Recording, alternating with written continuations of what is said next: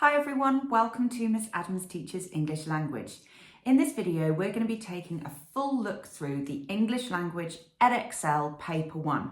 We're going to use a past paper, the one from June 2022, that involves Oliver Twist going on a little robbery, and I have put a link to the paper in the comments so that you can follow along. I'm going to literally take you through question by question, giving you some tips for how to tackle them and a few little model answers as we go.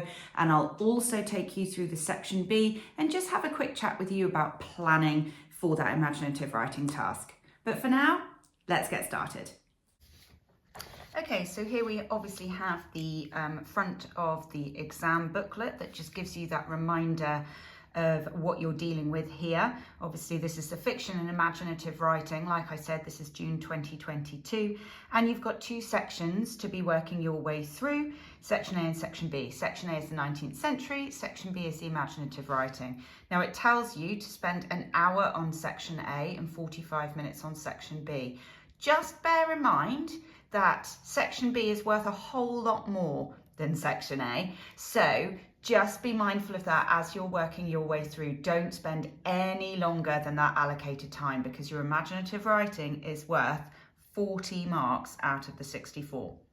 Okay, so what I'm going to do is I'm just going to take you through my usual approach. So the first thing that I do before I've even looked at the questions or done anything is I just get the reading insert and I just have a look at it. I don't even sort of read it straight away. I read the blurb first. So this little bit here gives us crucial information. Never ignore it. So in this extract, Oliver is a little boy being forced against his will to burgle a rich house in the middle of the night. The two robbers, Bill Sykes and Toby Crackett, have already walked Oliver a long way out of London and are waiting in a house before they set out on their robbery. Do you know what I mean? It tells us what's happening. Like, you'd be mad not to read that bit. And so many of my students have gone, oh, I didn't realise that was there for me. It is there to help you make sense. Obviously, that gives you the context. It's not part of the actual extract itself, so you can't like analyse it, but it gives you really, really useful information.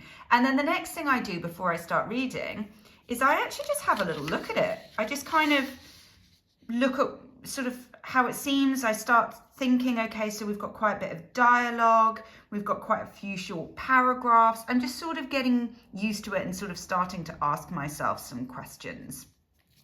And there are two schools of thought now. Some people like to go and read the questions first so that they know what they're dealing with. And others like to have a thorough read through of the text before they've even begun to look at the questions. I will leave that down to you. Obviously, at any point, I've put the link in the comments, so please just pause and read it through, because I'm not going to read it out loud on the video because it will take way too long. But the one thing I will say about reading is this: when you're reading the text, read as actively as you can. So many of us will read something in our heads, and then halfway down the page we'll think to ourselves, oh my God, I don't know what I've just read, like nothing's gone in. So try and stop that from happening by asking yourself questions. For example, like this. I'll just read the first few bits. Sykes busied himself fastening on Oliver's cape. Now then, said Sykes, holding out his hand. Oliver, who was completely stupefied by the unwanted exercise in the air, put his hand mechanically into that which Sykes extended for the purpose. Take his other hand, Toby, said Sykes. The man went to the door and returned to announce that all was quiet. The two robbers issued forth with Oliver between them. So I've just read that, and then in my brain, I'm just going to think to myself, hang on, what did I just read? Okay, so they've put his cape on. They've gestured for him to come along. They're both holding his hands. Oliver's in a state. I'm going to go, ooh, stupefied. That's got a star next to it. Let's just have a look. Oh, yeah, there we go. Unable to think or feel properly, often caused by extreme tiredness. So in my brain, I'm just going, right, so poor little Oliver is in a panic. They're holding his hand. That doesn't sound like it's because they're being friendly. That just sounds like they're holding his hand to make sure that he doesn't go anywhere. Right, and now they're getting ready to do the burglary. So do you see what I mean? So I'm not letting the words sweep over me. I'm actively reading them. Okay, take some time to read through the extract now, and then we're going to have a little look at the questions, okay? Okie cokes. So our first question is simple information retrieval. It gives us a line reference, lines 3 to 4. So funnily enough, that's what you're going to do. You're going to find lines 3 to 4 and just put a little bracket around them so you know what we're doing. From lines 3 to 4, identify a word or phrase which shows why Oliver was feeling stupefied. Be careful when you read this. Make sure that you get the stem of the question, what they want. Some of my students in the past have not noticed the why and just found a phrase that shows that Oliver was feeling stupefied. So I'm going to go back here. Oliver, who was completely stupefied by the unwanted air, exercise, and the air. So those are our two possible answers. You only need one, okay? And I'm simply doing unwanted exercise. So I don't know what just happened to my handwriting there. That's an E, unwanted exercise. Okay, now notice I've not put in the whole sentence. I've not put in and the air. I've just put in one thing, a phrase. Okay, unwanted exercise. Examiners can be quite mean here. If you put too much in, they might not give you the mark. Okay, 1 for 1. Now we've got this one here. Read this extract. Give 2 things that the reader learns about the weather that night. Okay, now we can use our own words or quotations, it doesn't matter. So let's have a read. It was now intensely dark. The fog was much heavier than it had been in the earlier part of the night. And the atmosphere was so damp that although no rain fell, Oliver's hair and eyebrows within a few minutes after leaving the house had become stiff with the half-frozen moisture that was floating about. Okay, so I've got loads of possible answers here, but I'm going to do safe bets, okay? I'm not going to try and reword things. I'm just going to make safe bets. Some people have written this one, and that would not be correct because that's not the weather, that's the time, yeah? Intensely dark. So make sure that you're doing the safe answers. So I'm going to do here, fog was heavy, and I'm going to go no rain fell. I have got 2 definitive answers that are about the weather, and I've sort of used my own words, half quoted, you know, just I've done whatever was quick. Okay, so 2 for 2, which means at the moment we're 3 for 3, doing very well. Now, this is when it gets a little bit more complicated. Okay, so what we have here is a 6-mark question. How does the writer use language and structure to describe what happens as they arrive at the house? Now, this is the important bit. It's always language and structure. They're never going to ask you anything other than language and structure for this paper. So you've got to make sure that you look at what they want you to focus on, what happens as they arrive. Now that's a really nice one because it's really broad. Okay, a couple of things for you to be aware of here. They want you to do both and try and be balanced in your approach. If you don't do both and you just focus on language or you just focus on structure, you are capping yourself at 2 marks, okay, which we do not want. So, and when I say capping yourself at 2 marks, in order to get that full 2 marks, you'd have to be pretty much perfection in your response. So chances are you're going to end up with 1 out of 6, which nobody wants. Okay, so let's have a little read through, and what we're going to do is we're going to think about language and structure features. So language is your word choices and your images, metaphors, similes, personification, etc., motive language. And structure is the way that it's built. So sentence structure, sentence function, paragraph length, use of dialogue, order of events, all of those things, that's structure.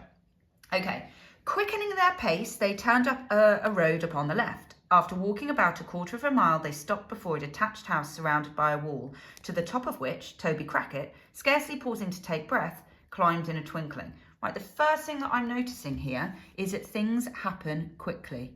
Okay, so we've got a very fast pace. Now, how do I know this? We've got this subordinate clause, quickening their pace. We've got climbed in a twinkling with this little slightly metaphorical noun suggesting speed, and we've got this adverb here, scarcely pausing to take breath. So all of that suggests that it's all happening very, very quickly. Okay, so then we've got some dialogue. The boy next said, Toby, hoist him up, I'll catch hold of him. Okay, so we've got a sort of imperative here, perhaps suggesting a sense of urgency. So that adds to the kind of sense of pace. Okay, before Oliver had time to look around, another suggestion of pace. Sykes had caught him under the arms and in 3 or 4 seconds, another suggestion of pace. He and Toby were lying on the grass on the other side.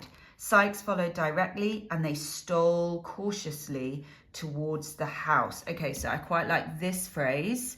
Okay, so we get this kind of idea of tension and the idea of being very careful in how they're operating, and it's because of this metaphorical verb stole and this adverb of manner cautiously. Right, now we get a little bit of a shift. And now for the first time, Oliver, well nigh mad with grief and terror. Oh my goodness. Look at the emotive language, poor little Oliver. Particularly these abstract nouns, grief and terror, saw that housebreaking and robbery, if not murder, were the objects of the expedition. So he's only just realised what's actually happening, okay? Now notice we've got a little list of 3 here. Housebreaking, robbery, if not murder. And some people call that triad as well, or rule of 3, or triplet. But notice how they amplify. So in his mind, it's getting worse and worse. It's not just breaking into a house, it's also robbing that house. And it could be that it's even murder. He clasped his hands together and involuntarily uttered a subdued exclamation of horror. So this idea, this little adverb of manner here is completely and utterly out of control. This verb maybe might suggest that he's praying, okay, as well. Right, a mist came before his eyes, the cold sweat stood upon his ashy face, his limbs failed him, and he sank upon his knees. Oh, what a cracking one. So obviously we've got here is a list, okay, and it's a list of all of his physical reactions. Now, do you notice anything about the language choices here? Okay, so we've got cold sweat, we've got ashy face, we've got limbs failed him. So we're getting this idea, so language which connotes illness. So his fear of what is happening is making him feel physically ill. And this little moment, a mist came before his eyes, is sort of a metaphor, but again, it suggests his confusion. Okay? Get up, murmured Sykes, trembling with rage and drawing the pistol from his pocket. Get up or I'll strew your brains upon the grass. Okay, right. We got dialogue. Yeah? We've got exclamatives. And their imperatives as well, showing that he's in charge, okay? We've got the fact that he is trembling with rage. We've got emotive language, okay? We've got this horrific threat. I mean, you could say it's hyperbole, but I think he does mean that he's going to strew his brains upon the grass. But again, very emotive, violent language. Do you notice, right? How it gets sort of more packed in on this edge. Now, I've just done that to show you all of the options. There's no way that you would be able to cover all of that much. It is only a 6-mark question. In terms of your writing time, you're probably going to be doing about 10 to 15 minutes. But the task or the trick is to make sure that you are hitting language and structure at the same time. So I know some people teach, do a paragraph on language, do a paragraph on structure to make sure you're covering all bases. And I understand that because it does make sure that you're not going to kind of get yourself capped. But I think one of the best processes is to try and do both, yeah? To try and actually draw attention to like more than one device in each little paragraph that you write. So for example, I might start here and do a little paragraph on this and then try and combine both the structural features happening and also some of the language features. I'd probably move on down to here, okay? and again, structural features and language features. And then I do this bit if I had time, okay? Because 3 paragraphs is quite a lot, but if you make them speedy, it's more than possible. So I'm just going to give you a really brief example. If you don't want to see the example, just move on and have a look at me working my way through for question 4. But for now, so the first thing I want to draw attention to, this question, quite often people will use this as a frame for their topic sentence, which again, I totally understand, it can get you started. But if you do the writer uses language and structure to describe what happens as they arrive at the house through quote, you're not actually saying anything, okay? Now, language and structure, you want to make sure that you're being really specific in your response. So if you just broadly say language devices, structure devices, you're not really going to get any marks for that. So you're better off just putting that in the analysis. Excuse me. So for example, this is where I might start. Okay. Dickens creates a sense of pace and urgency at the opening of the extract.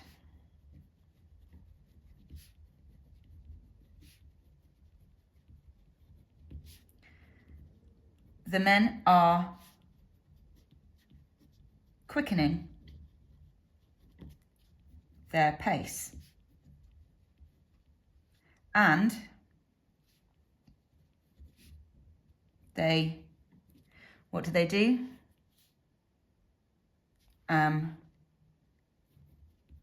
Climb the wall.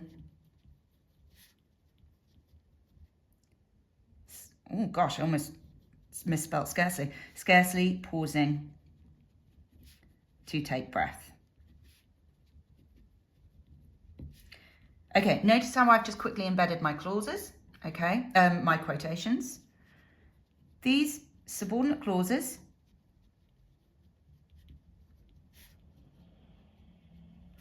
demonstrate how quickly they have to act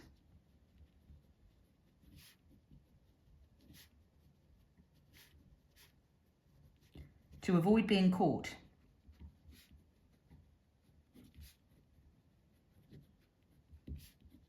Furthermore, the metaphor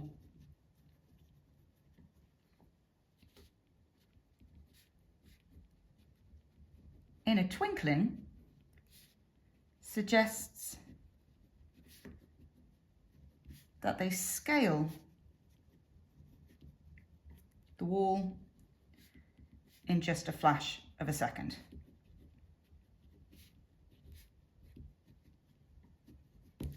Boom. Oh, sorry, I was right out of camera for that one. Apologies.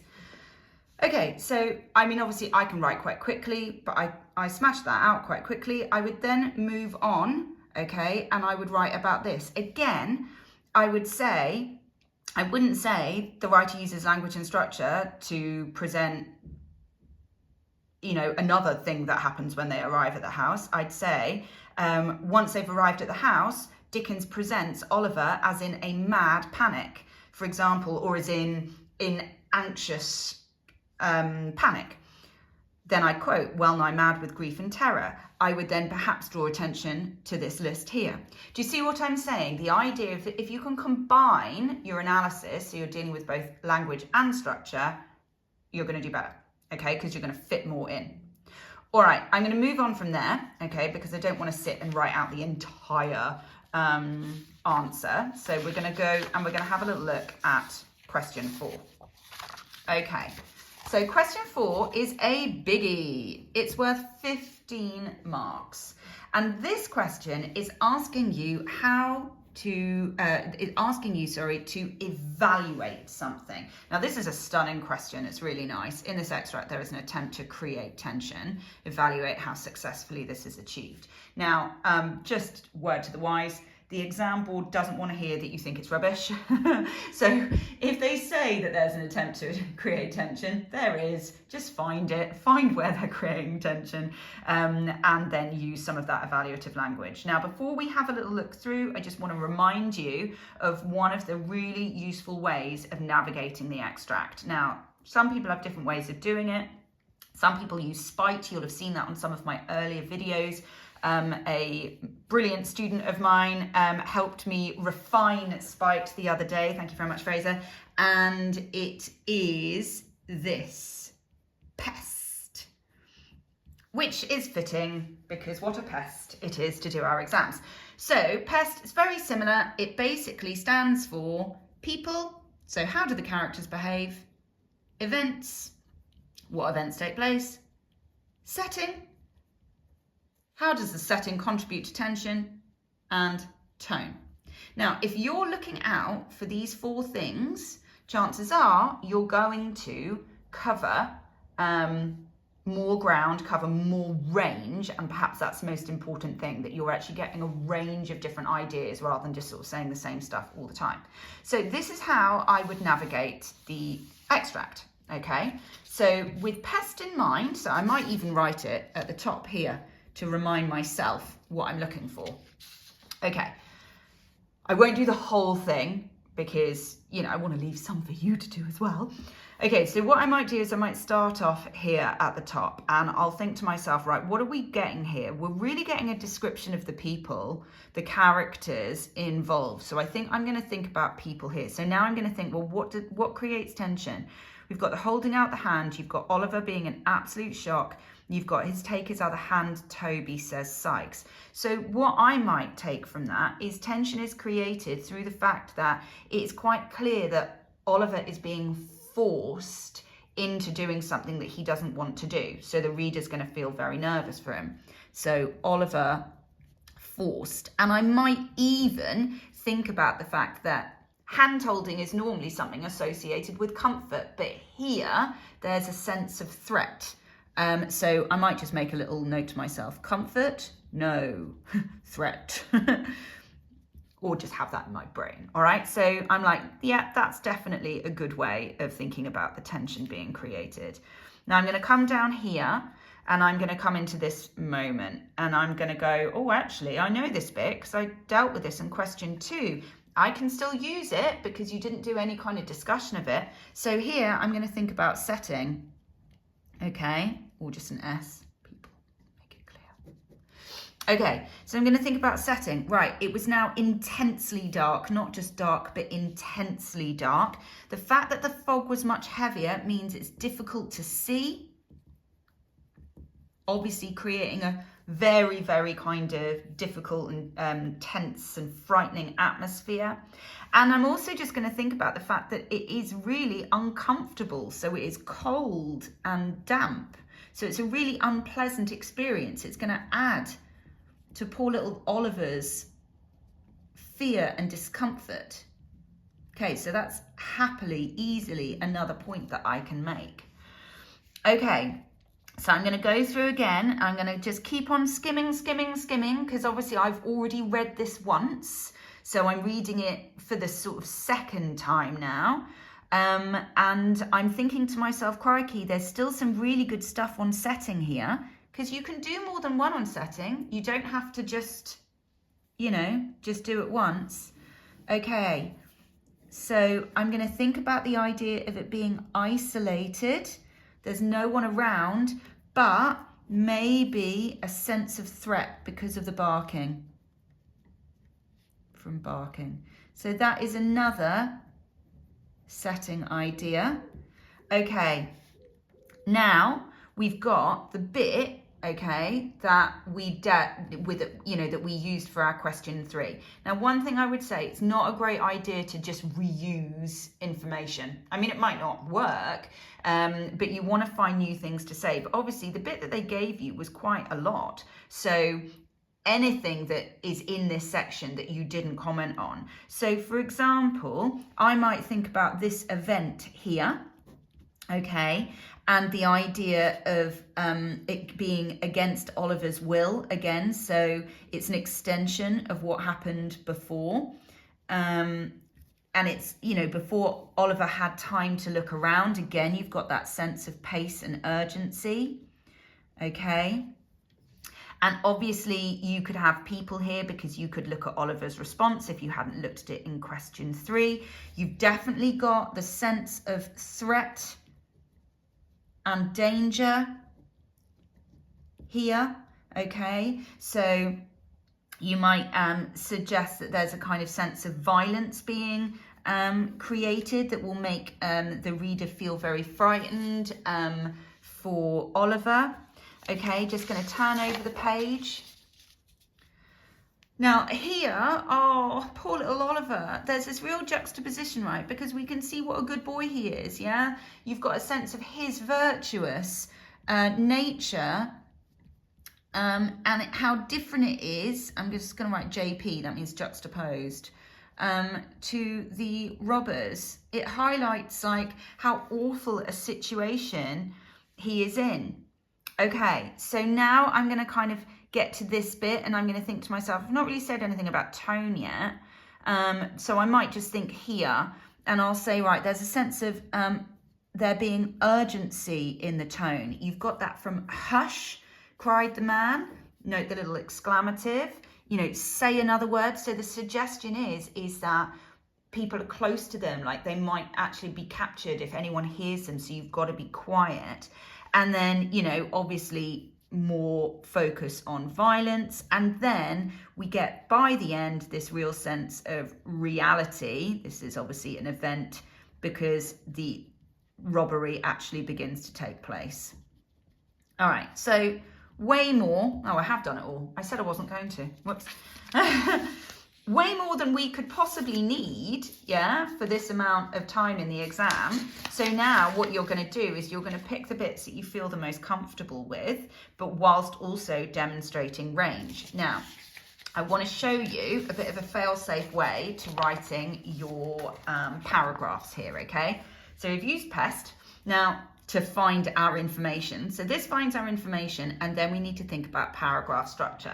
Now, some people might just do a sort of very straightforward PEE, which is absolutely fine, but I like to try and do something that reminds you that the question is evaluate, not analyze. And I call these judge paragraphs, okay? You might have seen these on some earlier videos. So judge stands for judgment. That's when you put in your evaluative phrases. So this is a topic sentence that includes an evaluative word. And those are your powerful, effective, compelling, successful. Oh, she can't spell. Oh, look, pecs. You'll have seen that. Sorry, I will try and keep the page in the screen of the camera, so I'm being rubbish. Okay, so we make our judgment.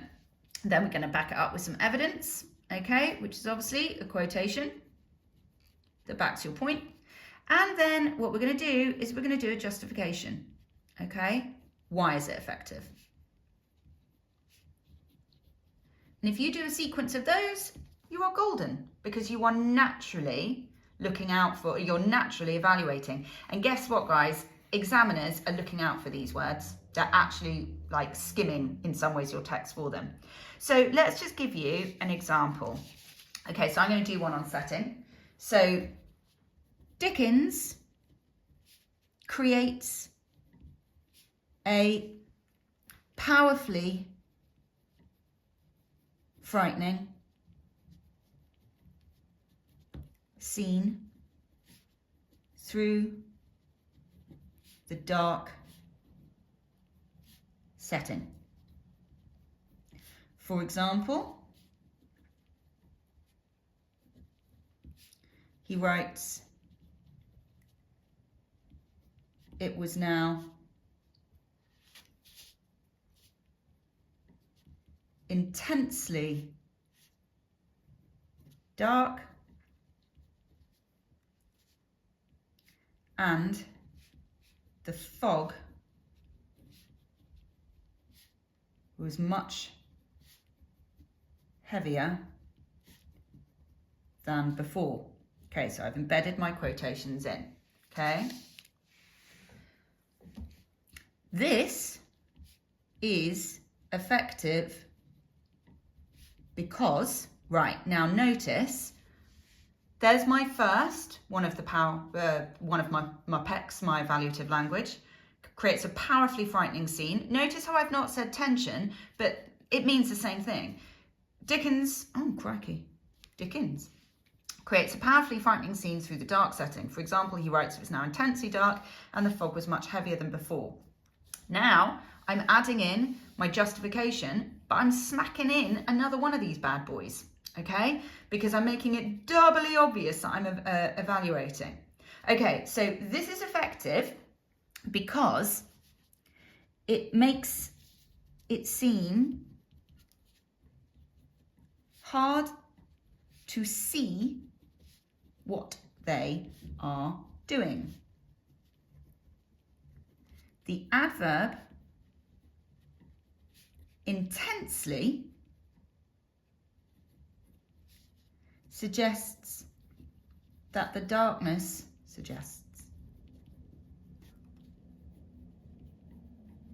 is overpowering. Furthermore, the pathetic fallacy used in the fog creates a sense of confusion and mystery, as fog is difficult to see through. Okay, let's just read that through.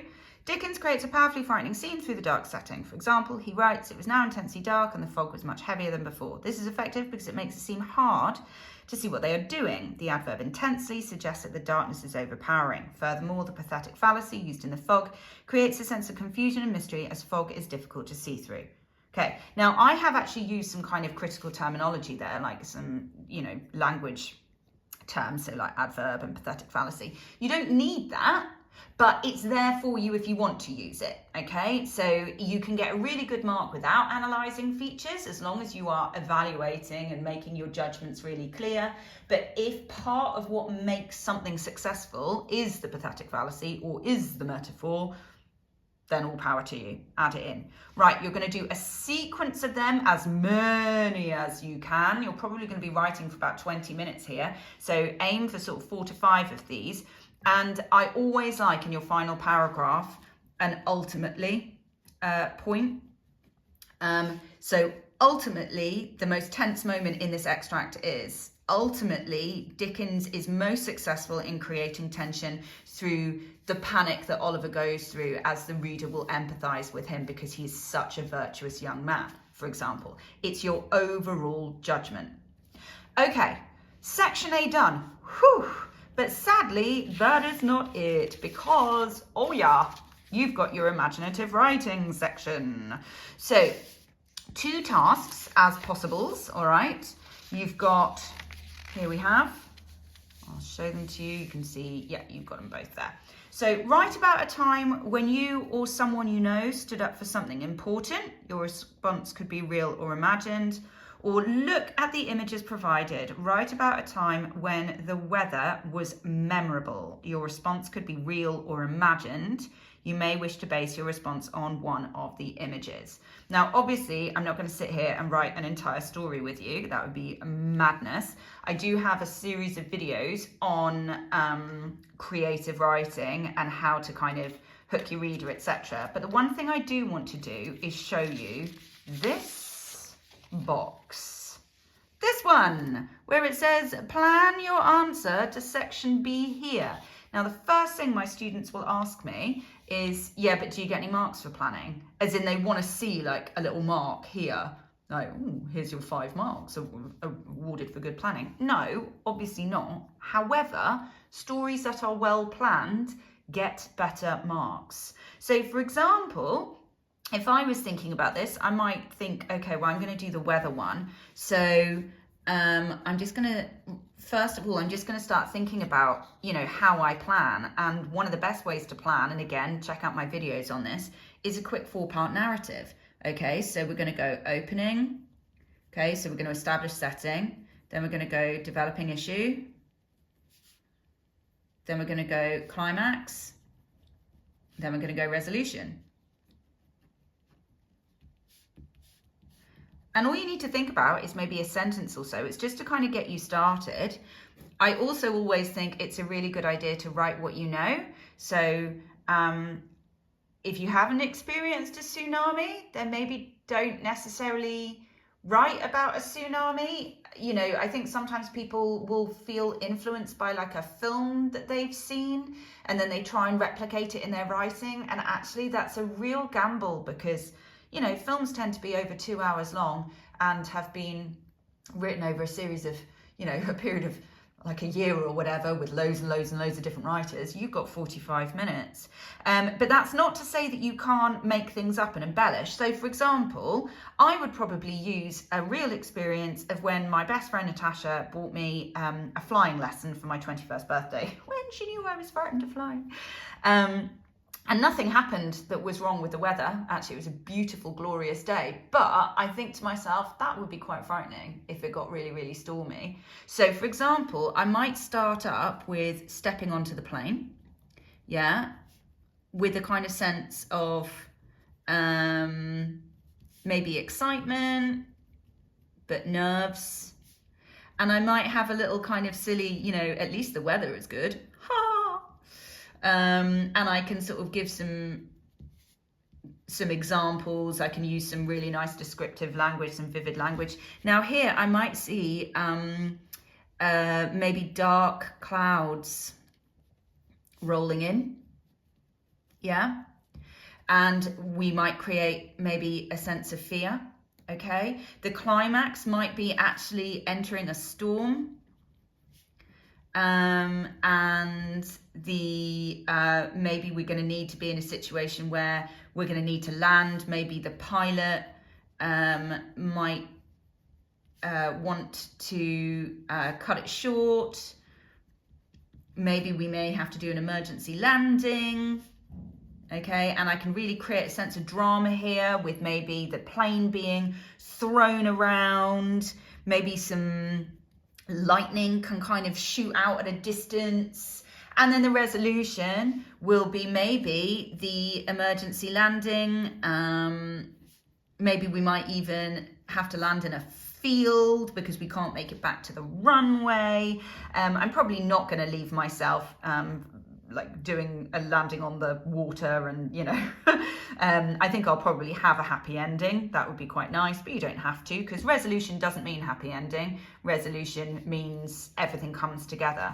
So this is how I'm going to just make sure that I'm on track. So if I've spent 5 minutes just doing a little plan, now I've got in my mind, you know, 40 minutes worth of writing. Now, personally, I think that when you're writing, you need to check every paragraph you write.